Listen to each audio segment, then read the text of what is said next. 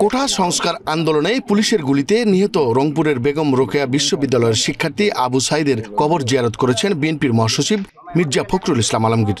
আপনার দায়িত্বশীল নাগরিক হিসেবে বাংলাদেশে এই ধরনের এ সময় আবু সাইদের পরিবারের সদস্যদের প্রতি সমবেদনা জানিয়ে বিএনপির মহাসচিব বলেন, বাংলাদেশ দ্বিতীয় স্বাধীনতার সূত্রপাত হয় আবু সাইদের আত্মত্যাগের মধ্য দিয়ে।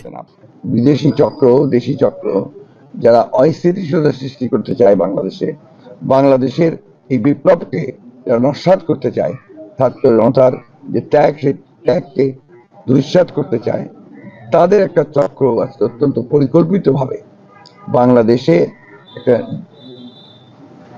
মাইনরিটি নির্যাতনের একটা অলিক একটা কাহিনী প্রচার করে চলছে। এখানে ঠাকুরগাঁয়ে প্রথম যা গোলযোগ হয়েছে পলিটিক্যাল গোলযোগ 5 তারিখে। It was political, not at all religious or not at all any communal.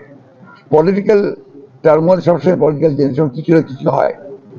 তারপরে 5 তারিখের পরে এখনো পর্যন্ত এমন কোনো ইনসিডেন্ট হয়নি যে ইনসিডেন্টের জন্য এখানে আপনার সংখ্যালঘু নির্যাতন হচ্ছে এই ধরনের কথা বলা যাবে।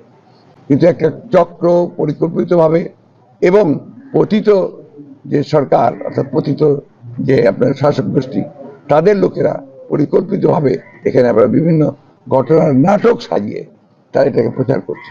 পরে রংপুরে পীরগঞ্জে এক সম্প্রীতি সমাবেশে যোগ দেন মির্জা ফখরুল। এ সময় তিনি বলেন, শেখ হাসিনা বাংলাদেশ থেকে পালিয়ে ভারতে অবস্থান নিয়েও সেখান থেকে চক্রান্ত করছে। কিন্তু ভারতে পালিয়ে গিয়ে সে চুপ করে নাই, সে ভারত থেকে আবারও ষড়যন্ত্র করছে, চক্রান্ত করছে। বাংলাদেশে সংখ্যালঘু সম্প্রদায়ের উপরে নির্যাতন হচ্ছে, এই ধোঁয়া তুলে আন্তর্জাতিক বিশ্বকে বিভ্রান্ত করবার জন্য, মানুষকে বিভ্রান্ত করবার জন্য নতুন চক্রান্ত শুরু হয়েছে। 15 আগস্ট ঘিরে যে নাশকতার চক্রান্ত চলছে, রাজপথ থেকে তা রুখে দিতে নেতাকর্মীদের প্রতি আহ্বানও জানান বিএনপির মহাসচিব।